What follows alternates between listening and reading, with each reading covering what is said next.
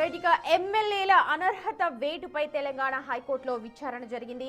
7 ఎమ్మెల్యేలకు అలాగే speaker tribunal కు హైకోర్టు నోటీసులు జారీ చేసింది. ఈ వ్యవహారంపై పూర్తి వివరణ ఇవ్వాలని ఆదేశిస్తూ తదుపరి విచారణను ఏప్రిల్ 16వ తేదీకి వాయిదా వేసింది. సుప్రీంకోర్టు ఆదేశాలతో ఏడాది తర్వాత స్పీకర్ ట్రిబ్యునల్ విచారణ జరిపినప్పటికీ స్పష్టమైన ఆధారాలు ఉన్నా ఎమ్మెల్యేలపై ఎలాంటి చర్యలు తీసుకోలేదు అని బీఆర్ఎస్ తరపు న్యాయవాదులు కోర్టుకు వివరించారు. స్పీకర్ ట్రిబ్యునల్ జారీ చేసిన ఉత్తర్వులకు సంబంధించిన రికార్డులను వెంటనే స్వాధీనం చేసుకోవాలని కోరారు. దీంతో స్పందించిన ధర్మాసనం 7 ఎమ్మెల్యేలతో పాటు స్పీకర్ ట్రిబ్యునల్ కు నోటీసులు పంపి ఆ తదుపరి విచారణను వాయిదా వేసింది.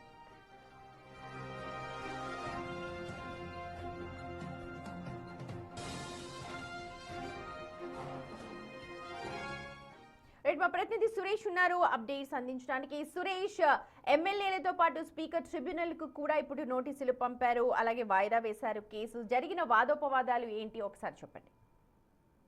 పార్టీ మారిన ఎమ్మెల్యేల విషయంలో స్పీకర్ ట్రిబ్యునల్ నిర్ణయం పైన విచారణ హైకోర్టు చేయడం జరిగింది. బీఆర్ఎస్ ఎమ్మెల్యేలు పార్టీలో గెలిచి ఆ తర్వాత కాంగ్రెస్ పార్టీలో కండవ కప్పుకొని జాయిన్ అయ్యారు. అయినప్పటికీ కూడా స్పీకర్ వారిపై ఎలాంటి చర్యలు తీసుకోలేదు.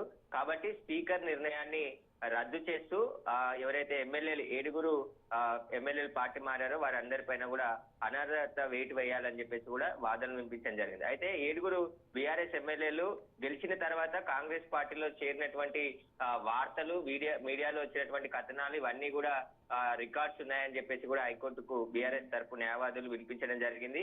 అంతేకాకుండా సుప్రీంకోర్టు ఆదేశంతో స్పీకర్ ట్రిబ్యునల్ ఏడాది తర్వాత విచారణ చేసి నిర్ణయం తీసుకొని ఎలాంటి చర్యలు కూడా తీసుకోలేదని చెప్పేసి కూడా కోర్టులో వాదనలు వినిపించడం జరిగింది. అయితే హైకోర్టు విచారణ తర్వాత స్పీకర్ ట్రిబ్యునల్ తో పాటు పార్టీ మారిన 7 ఎమ్మెల్యేలకు కూడా నోటీసులు ఇచ్చి విచారణ మళ్ళీ 16వ తేదీకి వాయిదా వేయడం జరిగింది. గతంలో కూడా హైకోర్టులో సుప్రీంకోర్టులో కూడా విచారణ జరిగింది. విచారణ జరిగిన తర్వాతే స్పీకర్ నిర్ణయం తీసుకున్నాడు. కానీ ఆ నిర్ణయం ఎలాంటి వారిపైన యాక్షన్ తీసుకోలేదు. పార్టీ మారిన అన్ని ఆధారాలు ఉన్నప్పటికీ కూడా వారిపై క్లీన్ చీట్ ఇస్తూ స్పీకర్ నిర్ణయం తీసుకోవడాన్ని సవాలు చేస్తూ హైకోర్టులో పిటిషన్ దాఖలు చేశామని చెప్పేసి కూడా హైకోర్టులో వాదనలు వినిపించడం జరిగింది. అంతేకాకుండా దానం నాగేందర్ కాంగ్రెస్ పార్టీ నుంచి పార్లమెంట్ సభ్యుడిగా పోటీ చేశాడు. అయినప్పటికీ కూడా అతనిపై కూడా ఎలాంటి చర్యలు తీసుకోలేదు.